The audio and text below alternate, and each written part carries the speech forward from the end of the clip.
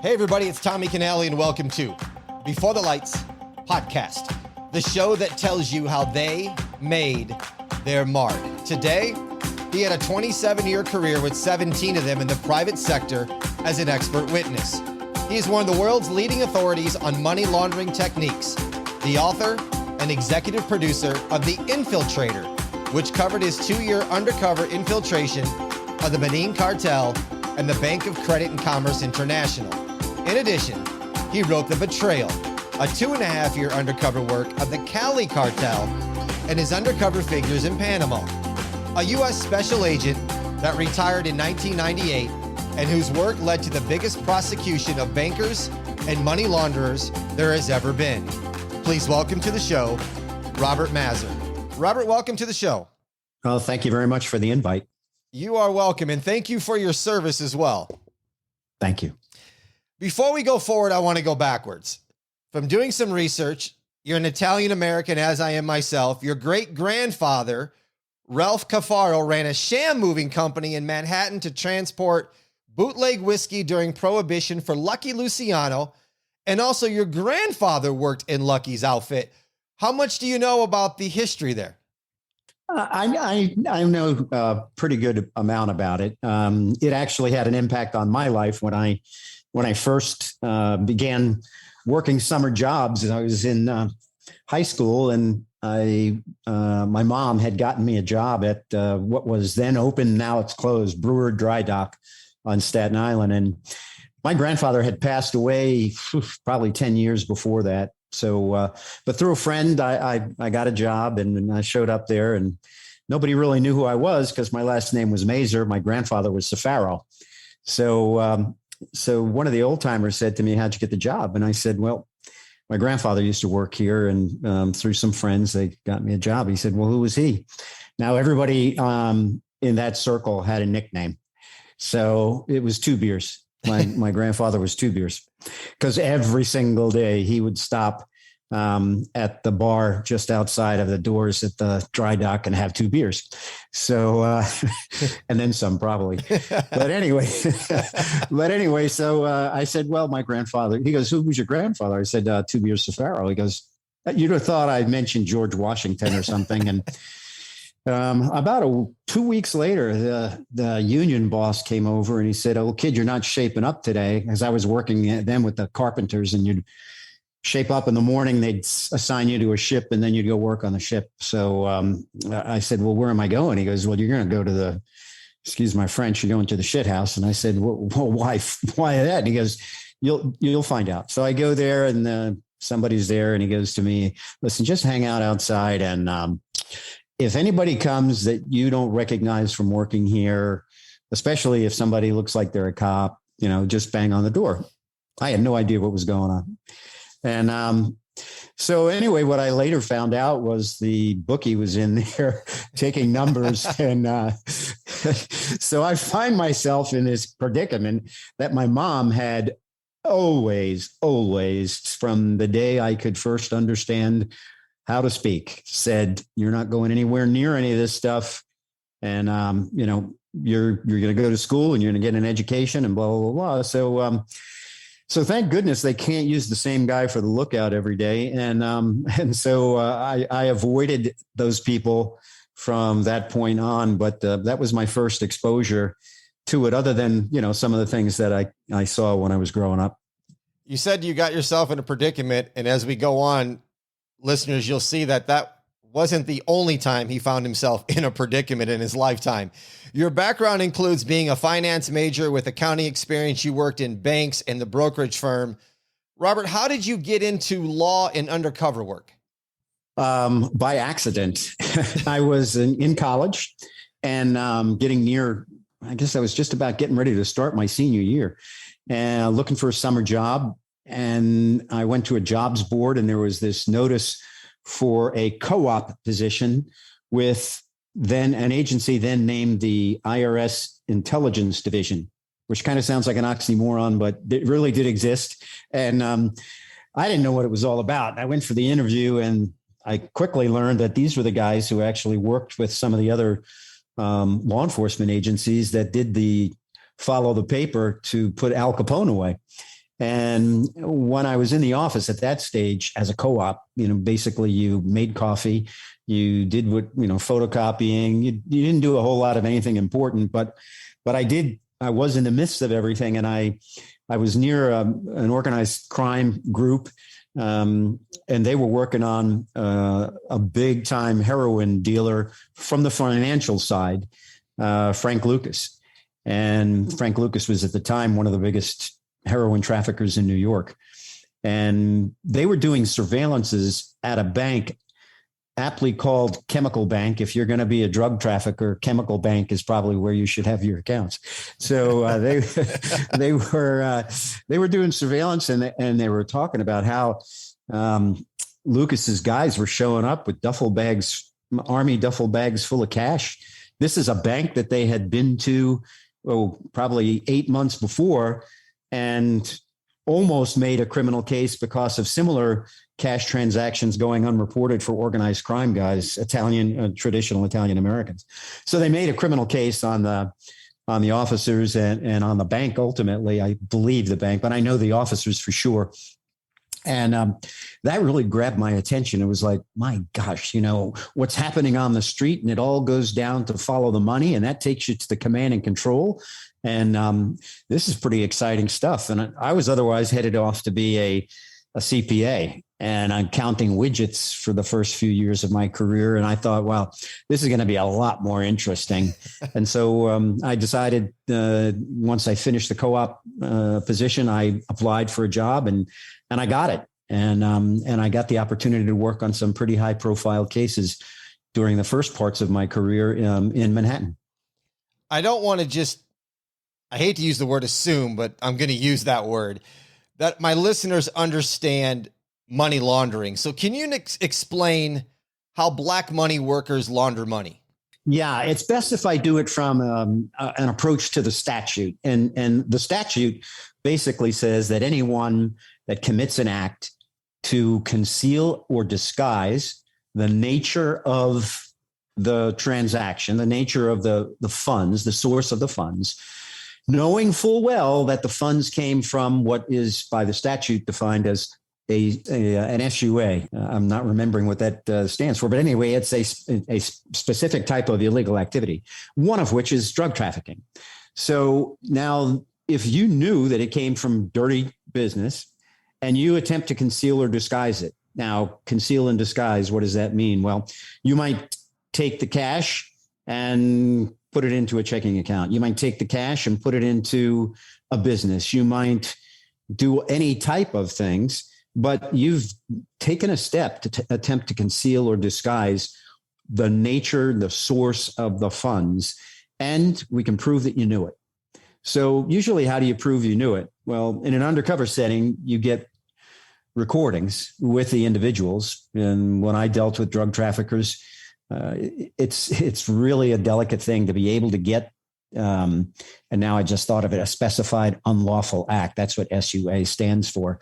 Anyway, so if it's a specified unlawful act, it's a specific type of criminal activity. There's a long list of what those specified unlawful acts are. But anyway, so now I'm in an undercover setting, and, it's not easy to get guys to talk openly about the source of the money.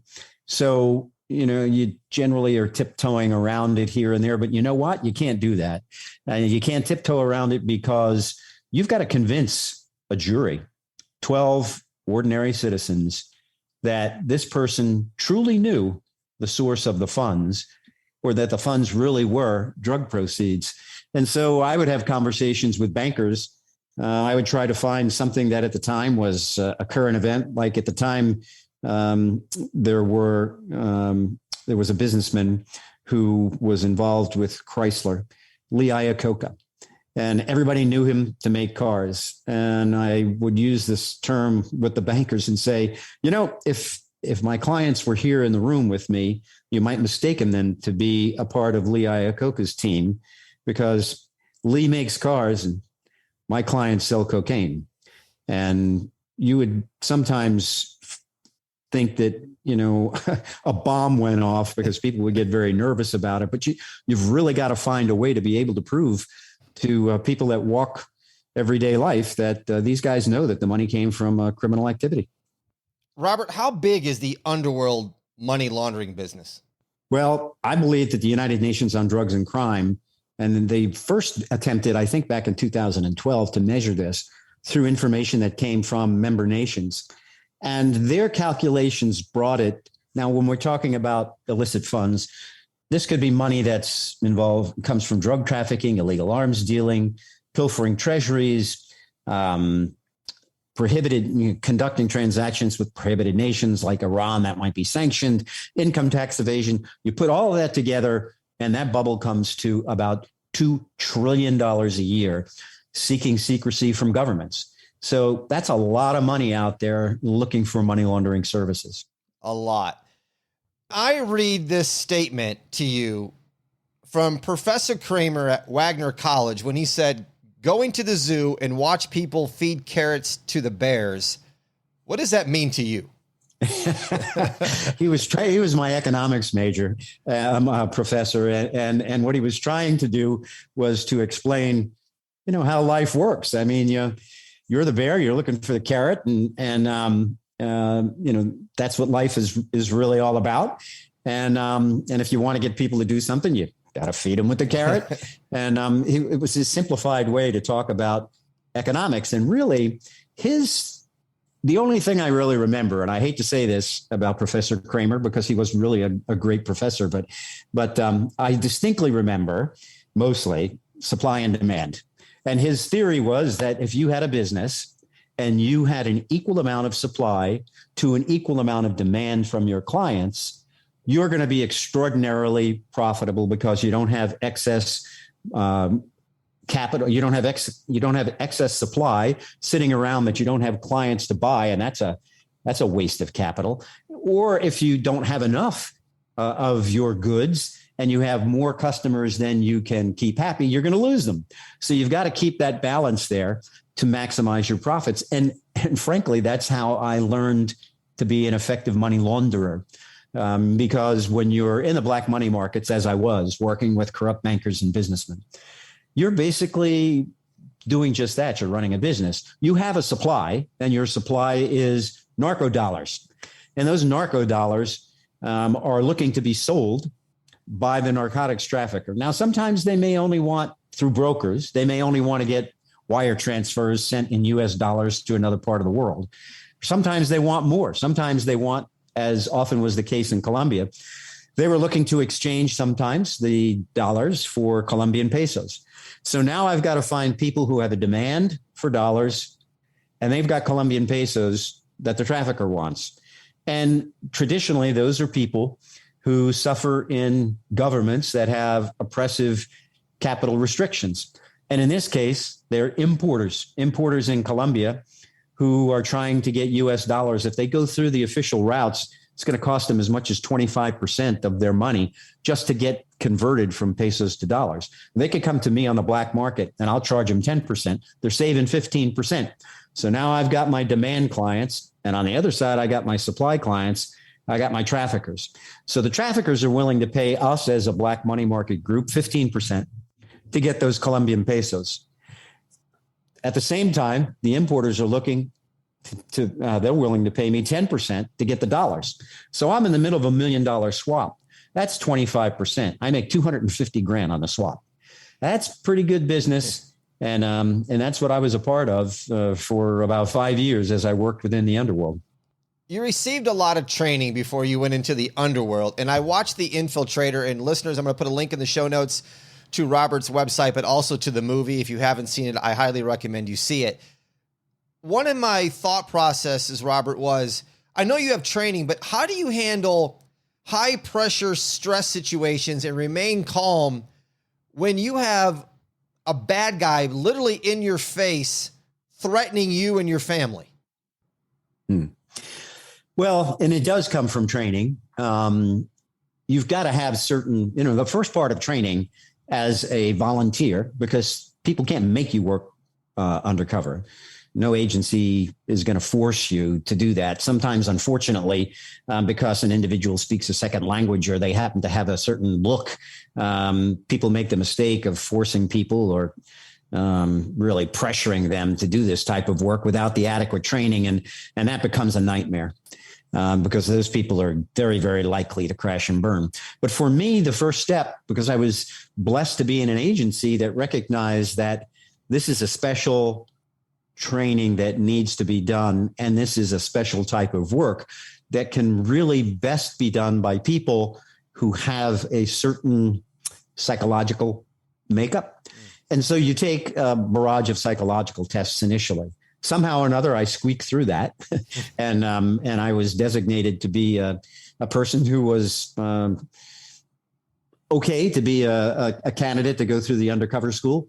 I think, not to get it too complicated, I think basically what psychologists are looking for is people who see things black and white, right and wrong, not a huge amount of gray area of rationalization of why or somehow something could be potentially right, but it's not. I mean, they're not looking for people who are going to debate in their mind what right and wrong really is. So now I go through the undercover school, and I was blessed again with tremendous former long-term undercover agents, the likes of Bobby Delaney, New Jersey State Police, Joe Pistone, former FBI agent, the book and movie Donnie Brasco is based upon, who were part of the cadre, and psychologists as well, who were part of the cadre, who really spent weeks working with us, focused on many, many different types of things that we need to know about long-term undercover before we step on the stage. And one of the things that was very, very clear to me was that if I showed a fear, these people that I'm dealing with are like, it's like when you walk down a sidewalk and there's a dog that somehow, I mean, you're scared to death and you're probably giving off body language that's showing that you're scared. They're going to bite you. You've got to be able to control yourself because these people have a sixth sense. They will pick up on the slightest nuances, not just your body language, the words you use, how you use them. There's all kinds of curveballs that are being thrown at you. And thankfully to Bobby, Joe, and many other people, my ability to be able to handle that in a stressful situation, I think, was improved. To a certain extent, I've heard from former undercovers like Mike Levine, Mike Levine, who former DEA agent. And his thing is that he believes that in order to do this type of work, you have to have a sense of street. And I did come from an area that I think, I didn't come up from the Upper East Side of Manhattan. I was born and raised on Staten Island, and my neighborhood was a neighborhood where there were a lot of what people would generally call knockaround guys, guys who would work for different crews. And, I didn't get near any of that stuff, but, I was within that bubble, and I saw how they acted, and I saw what their lifestyles were about. So, and I had informants who were connected with organized crime. So another thing that really helped me is I did law enforcement work for 14 years before I did real long-term undercover. And I think that that's extraordinarily important. I had a lot of rooting in the job. I knew what money laundering was all about. I wasn't a newbie on the block. And another thing that I think that really helped me is that I'd been at that stage married for 14 years, and I had 2 children, and I had things that were very important to me at home that kept me, I think, rooted, that who were luckily in an environment with a lot of my family around them and friends that were able to give them support while I was not able to be around a lot. So, there's so many different things from so many different angles that enable you to be able to withstand this stuff a little bit better than others. But you know what? Everybody has a good day and a bad day. And there's no doubt in my mind that there was a day here and there where I probably raised a few red flags, but you do the best you can. Robert, you spent 5 years as not just undercover, but deep undercover agent for the U.S., the UK, France, and others, gathering evidence that resulted in the largest money laundering prosecutions in history. As an undercover, there was private jets, houses in Tampa, houses in Miami, apartment in New York. Did this lavish lifestyle attract you at all? You know, it's going to be hard for your listeners to believe this, but you have to look at, what is important, what drives me. And by that time, undercover work, what drove me, information was my heroine. I had been working in undercover capacities, being able to get information that led to, in 4 or 5 conversations, I get enough and we seize more than a ton of cocaine. We're seizing millions and millions of dollars left and right. I'm getting information about high sensitive stuff.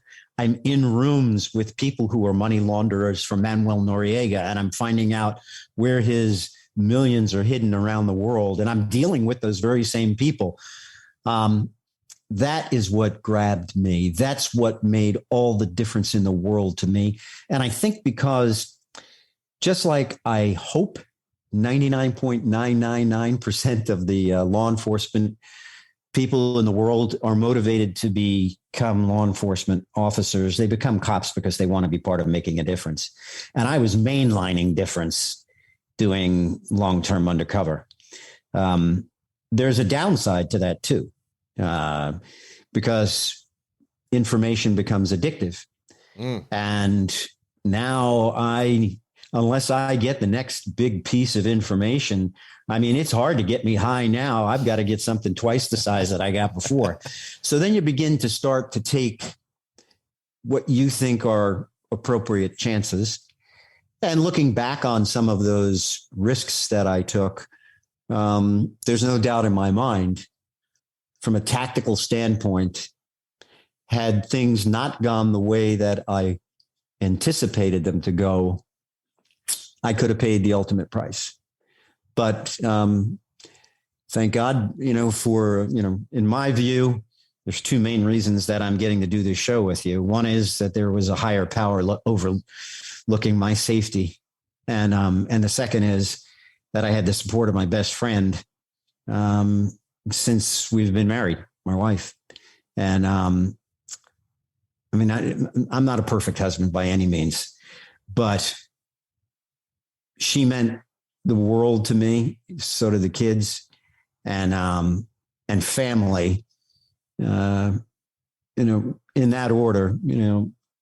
I have to say it: family, religion, and country are things that are interwoven in my life. My dad was a World War II vet. He was very modest about his service, but he was in most of the major campaigns in Africa, in Italy, in France. My mom was a civilian employee of the military. My brother served in Vietnam. I saw this as my responsibility to serve my country and to do something that I also enjoyed. Your operation led to over 100 indictments and a tab of over $500 million that was paid by the Colombian drug cartel. I know you didn't get directly to Pablo Escobar, but in a sense, Robert, were you basically working for Escobar then? Oh, absolutely. I met in Paris for several days with some very high-level people within the cartel, one of whom is a lawyer, he is a lawyer, still alive, by the name of Santiago Uribe. Santiago was the consigliere, the principal lawyer and counselor of Pablo Escobar.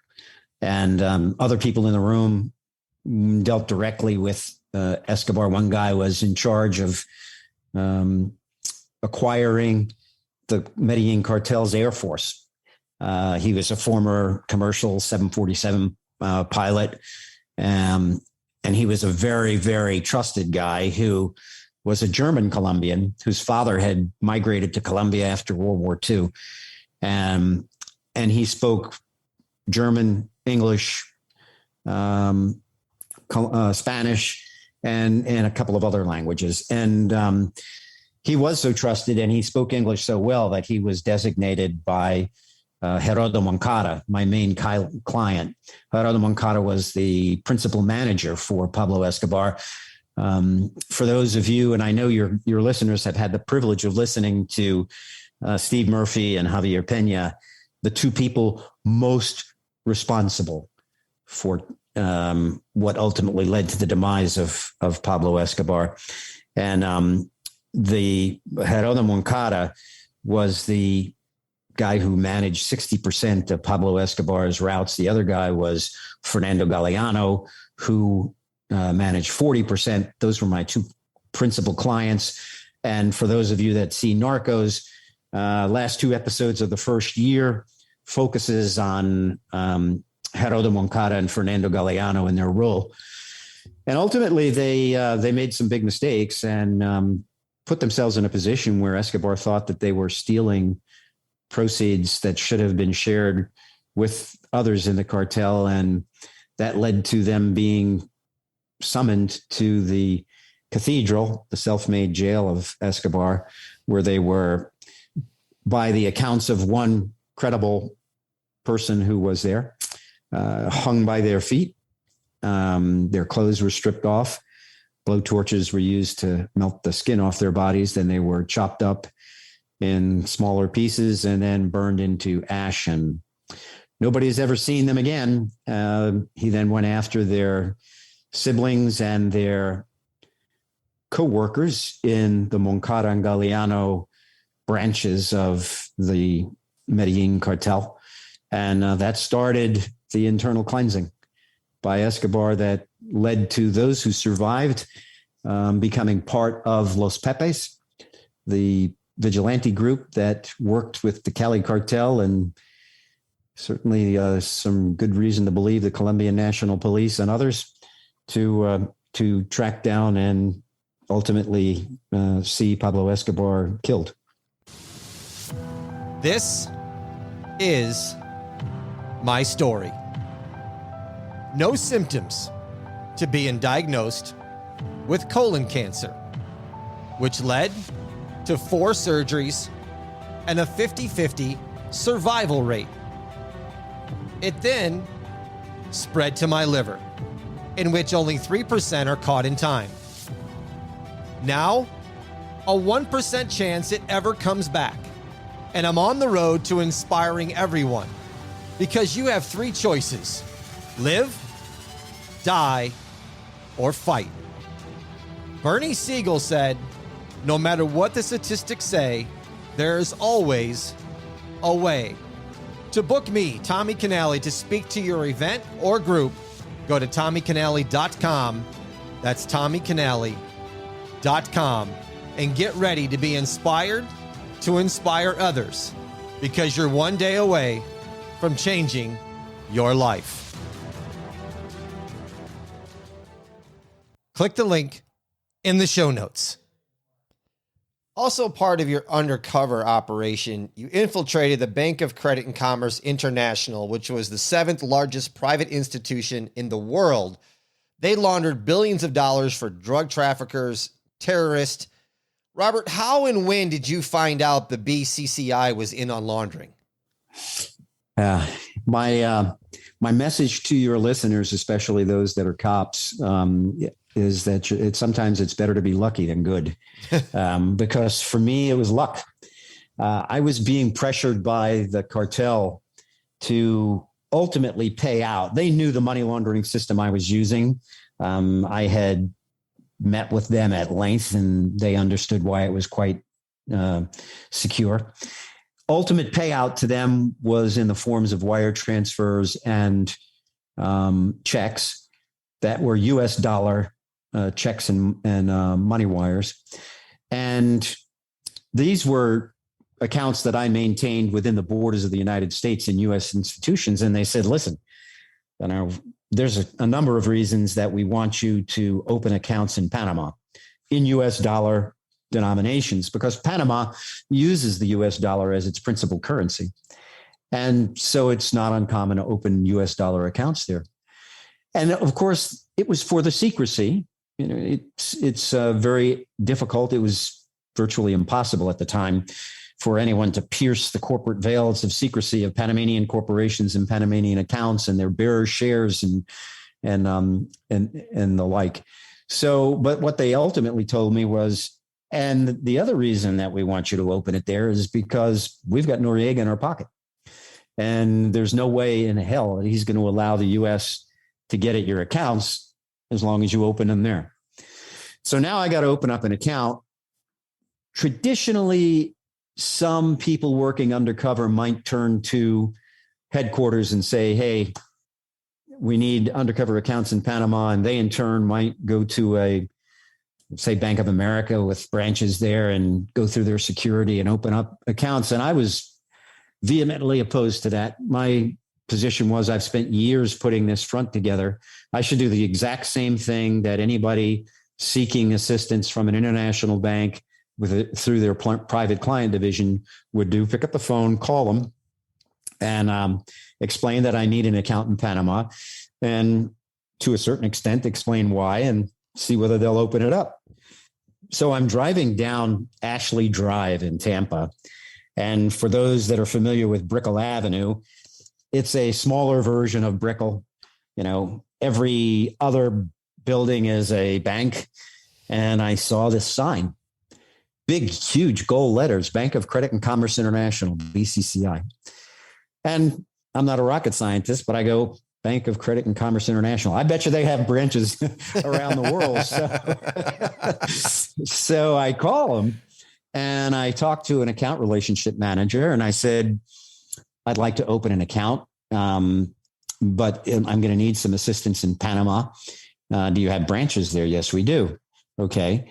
Well, but before we can meet with you, we need certain things from you. We need 3 banking references, 3 business references, a copy of your resume, and copies of your bank statements to show that you have at least $1 million in play. I had all that. So I went to the meeting with that. They looked at it, said, great. And I'm sitting there talking to the guy, and he was, I believe, from Guatemala. And so I'm talking to him and I explained, I said, listen, all of my clients are from Medellin, Colombia. They have businesses here in the United States that generate huge amounts of capital. And it's my job to help them to very quietly move that money across borders. In this instance, they have money parked in Panama.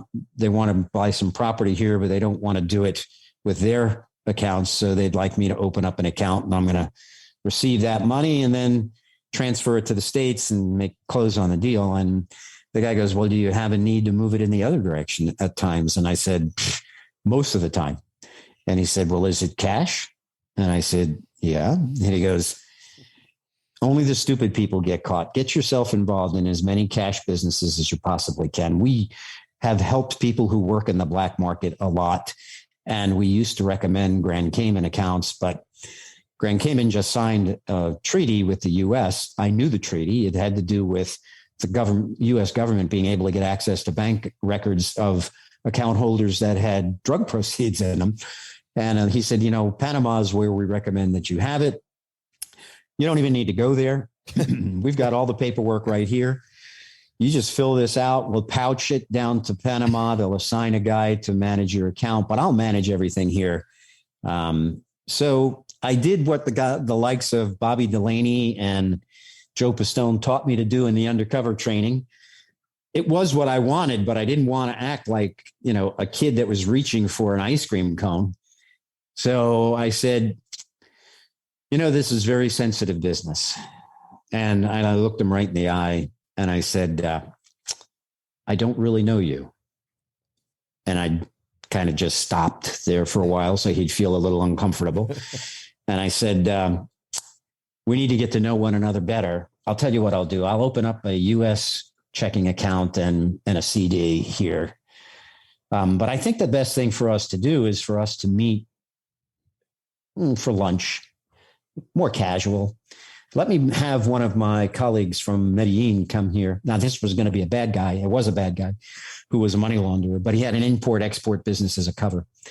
And I knew that was going to, when he met that guy, that was going to ring so many of the passive reinforcement bells that, again, Bobby and Joe and others taught me. If I want them to recognize that I'm dealing with the Medellin Cartel out of Medellin, I can tell them that. But what better thing for them to do than to sit down with someone? And when you're a native Spanish speaker and you hear someone Spanish and they're from Medellin, it's like when you run into somebody from Louisiana, the Ragin' Cajun, you're going to be, you know where they're from. So this guy knew I wasn't playing games. This really was a guy from Medellin. When he gave him his business card, when they did due diligence, yeah, he had an import-export company down there. So that's how I played it. And eventually I did open up accounts in Panama. And later I got lucky again because the money laundering process, which is too complicated to kind of go into right now, but it required me to sign these checks and leave everything else blank and get them to my co-conspirators down in Colombia, who filled in different portions of the checks at different times. And when that happens, people make mistakes. So I got a phone call one day from the guy in Panama from BCCI, and he says, Mr. Musella, I need your help. There's mistakes on 2 of your accounts. One, the payee is left blank, and the other one, the amount in words and the numbers doesn't match. It says 103,000, and the other says 103,500. And I need to know who to pay on one account and how much to pay on the other. I said, well, I'm going to have to call Colombia. I know you realize that, so let me call you back. I did. And then the guy, after I gave him the information, I can almost see him leaning into the phone as he quietly said, we need to meet. You're going to get caught. And I said, okay. And he said, we have a much better way for you to do this. And so he said, I'm going to be in Miami next week. Would you meet with me? Sure, no problem. So I brought my trusty briefcase recorder, and we had our meeting, and he went through the whole thing, and he knew exactly. And we had some blatant discussions about the fact that it was drug money, and that didn't do anything other than make sure that a few more steps were taken to make sure that the money was well hidden. And so, and while I'm with him, he's never asking me for any kind of money under the table or anything. So I said to him, I really do appreciate your help, but, is there anything that I need to do for you? Oh, no. We handle this type of thing all the time. And I said, well, I'm going to have to keep the amounts somewhat low because you and I know that the U.S. government is listening to all the phone calls between the U.S. and Panama. They were after Noriega big time by then, especially the Senate subcommittee led by John Kerry. And I said, so I'm going to have to talk in code. You're going to have to talk in code. That's pretty risky.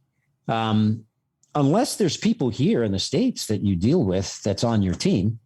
And if there is, then I'll be more at ease, and I can open up, with more money. And he said, oh, of course, we have an inner team here. We have two gentlemen in Miami. Would you like to meet them? Sure. So then I met them. And then again, like I said before, it's better to be lucky than good. And now I'm in the midst of all this laundering. We knew we had 3 or 4 officers that were definitely going to get indicted, and most likely the bank. But then all of a sudden, George Bush wound up causing the US dollar accounts of the country of Panama at the Federal Reserve Bank to be frozen. Well, that backed up all of the drug money that was flying through the US dollar accounts in Panama. And people like me had money stuck because of the freeze that belonged to bad guys who don't want to hear anything about technical problems for why their money can't be paid to them. So now I go back to my buddies in Miami and I go, hey guys, you have any alternate methodologies here? Because I'm not sending another nickel to Panama. And they go, oh yeah, we have people in the UK and in Paris and the Bahamas, and man, I'm meeting new people left and right. And now I'm meeting with a board member who I have the blatant conversation with, who brags to me about how BCCI has taken the best of the methodologies that they learned, the officers learned while they worked at other banks, and we're now using them at BCCI. So it was all over. I had a dozen or so of them on tape. And there's a legal concept whereby it is what establishes corporate liability for a corporate client if the individuals who are employed by the entity are carrying things out, doing illegal acts that are consistent with the policies and procedures of the entity, then the entity becomes responsible to them, to the government under the statute for the acts of the employees. And so with that theory, we were then able to charge the bank itself as well. The bank pled guilty, and then the bank officers went to trial, and they were all convicted. Robert, we are listening to you tell this story when you were infiltrating banks and the underworld of all these bad people. But can you speak to the importance of how over 250 agents whose names will probably never be released, and not just the United States, but the UK and other countries, that kept you alive? Sure. And let me say that the book, The Infiltrator, and the book, The Betrayal, and the acts that occurred that create those books would never have occurred absent a team. And I was blessed in so many ways. I had, to start with, in the Infiltrator story, my partner, Amir Abreu, who's played in the film by John Leguizamo, is bar none. And I know Joe and Bobby will take exception to this, but Amir, in my view, because I never really worked close, I didn't work closely with them undercover, so I can't say for certain, but my feeling is that Amir Abreu is the most talented undercover agent that I have ever met and dealt with undercover in my entire life.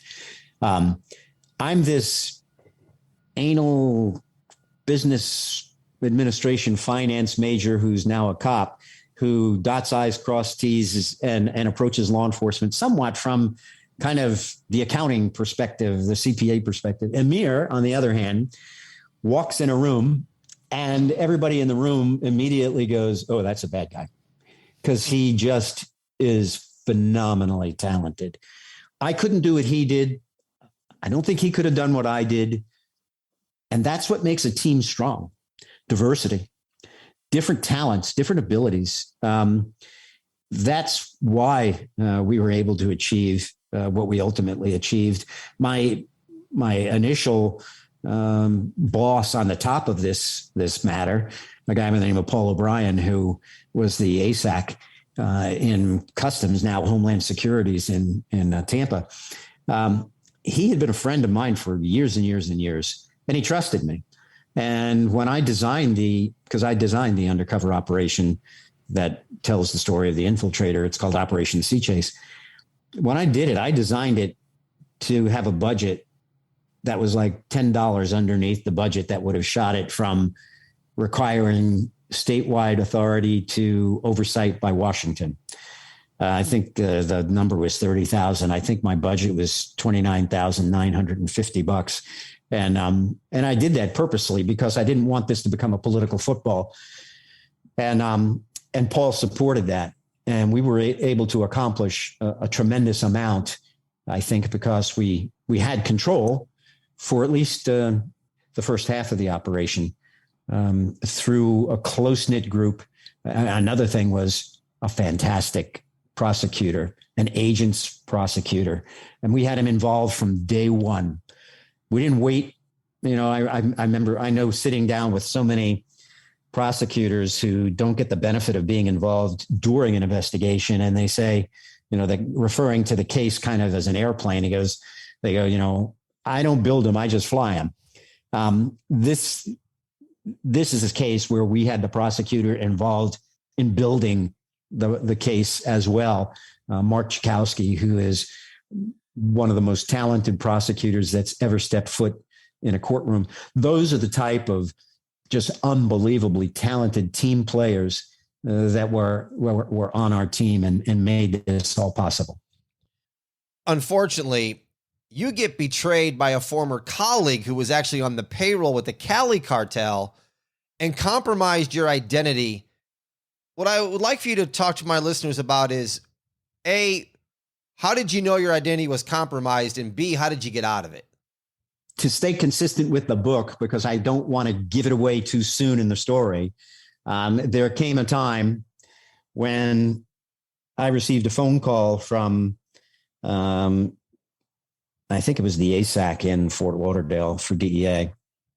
And I learned that there was a DEA informant at the very highest levels of the Cali Cartel to whom a promise had been made that she would never be exposed as a DEA source, and just would feed intelligence to DEA.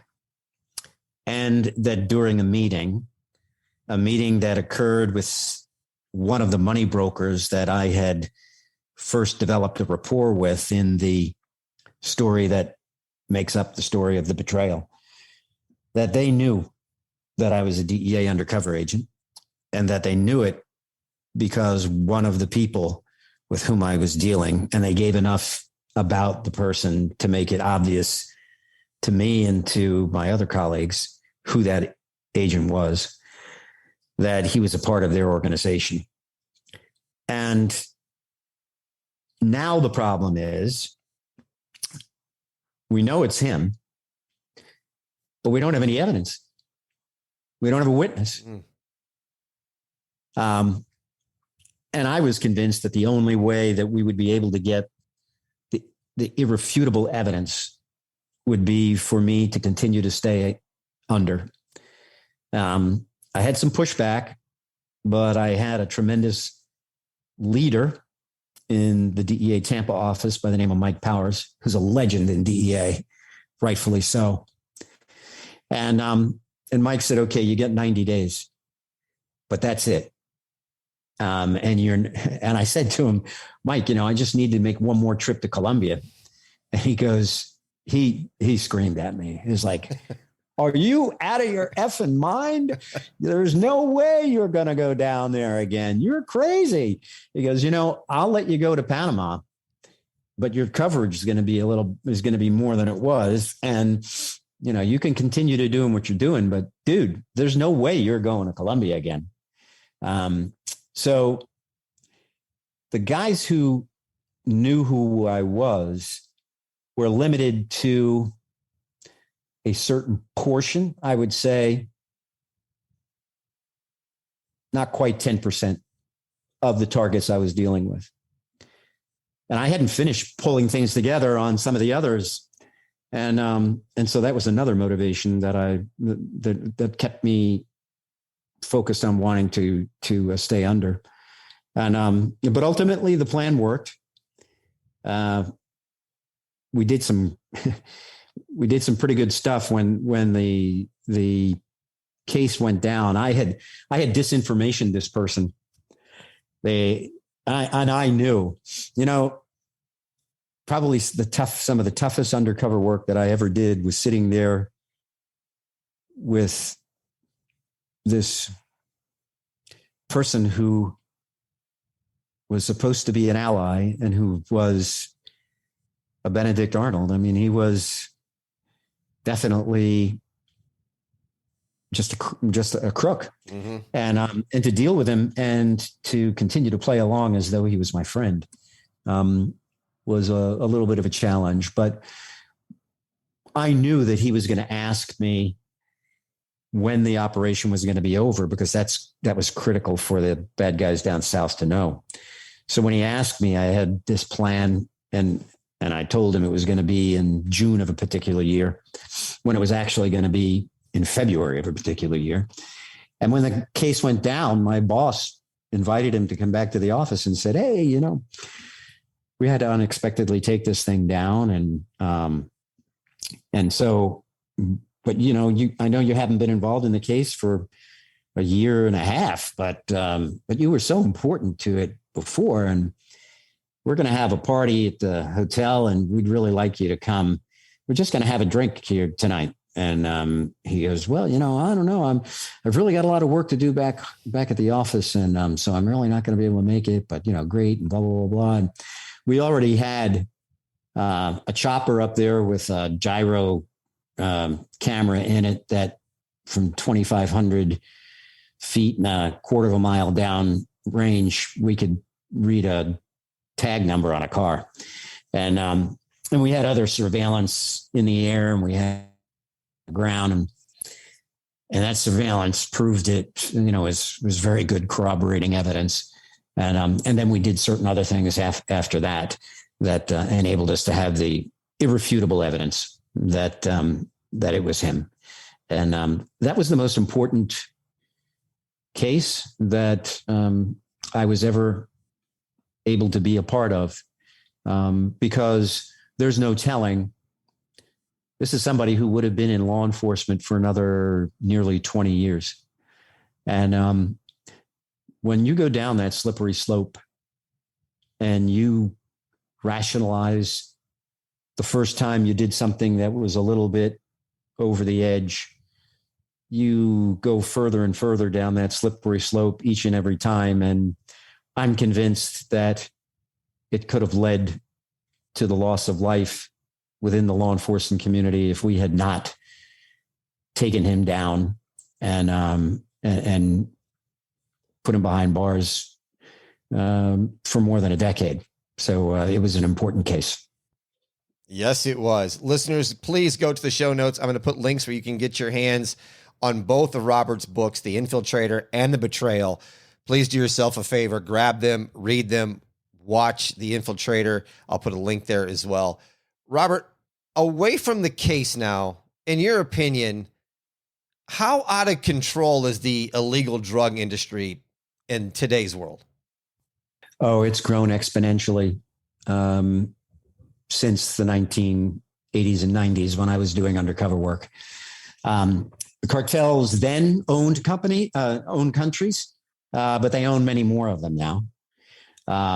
We see headlines such as at the end of this year where we extradited Juan Antonio Hernandez, the president of Honduras, who right up until the very end of his reign as president last year, was part of a group, including senators within Honduras and businessmen who sold their entire country to the Mexican and Colombian cartels. His brother's doing life in prison. Undoubtedly, he will ultimately find that. Last year, we also indicted a guy by the name of Juan Antonio Hernandez, who at the time of his indictment was the defense minister for the entire country of Mexico, who was working hand in hand with a Mexican cartel. And unfortunately, due to the political pressure from the Mexican government, they suggested that they would be able to, in alliance with their sovereignty, bring him to justice in their country. They just needed him in the evidence, and they got him in the evidence. And within 30 days, their review of the evidence suggested that, hey, no foul here, and no charges were ever brought against him. And I'm sure he'll never make the mistake of stepping foot into the United States again. But we have to also look at horrors like the fact that last year, 107,000 residents in this country died from overdoses of fentanyl. That fentanyl trafficking is not just because of the Mexican cartels or the Colombian cartels. It's an alliance. It's the end result of an alliance between the Mexican cartels, the Colombian cartels, terrorist groups like Al-Qaeda, and in addition, Chinese triads that control the unregulated pharmaceutical companies in China that pump this garbage out, the chemicals, the precursor chemicals for methamphetamine. China is a major player, not just in the drug trafficking world, but also in the money laundering world. And so they have this ability to get along better than we do within the structure of the United Nations, the good guys, that is. So many of those cartels are alive and well. I remember doing work that related to Canada while I was undercover. And, it's a fact that the ports in Canada are controlled by Canadian, Italian, or Italian-Canadian organized crime and the biker gangs that are there. They've controlled them for decades and continue to control them. There's a lot more to doing something about stopping or minimizing this problem than there is what we're doing currently. But for those of you who are looking for a light at the end of the tunnel, I must say that especially those cases that I mentioned with respect to Honduras and Mexico, my brothers and sisters in the Special Operations Division of DEA, and that's a small group. That's like 3 groups within SOD that work closely with their counterparts in the intelligence division, the military intelligence, as well as our allies with those same functions. And they're doing fantastic work. But unfortunately, I say that every snake that we cut the head off of grows too. And we've got to look ourselves in the mirror and recognize that there are things that we're not doing effectively, and we need to be brave enough to make some changes. In today's real estate market, you need to work with a real estate professional who you can trust. Amy Canale is a proud member of the Berkshire Hathaway Home Services Network in Nevada. She will provide the absolute finest service, dedication, and expertise possible. Whether you want to buy, sell, or rent, Amy can help make your home ownership dreams come true. To contact Amy, call 480-685-1217, go to her website, amycanale.com, or click the link in the show notes, BS 0146092.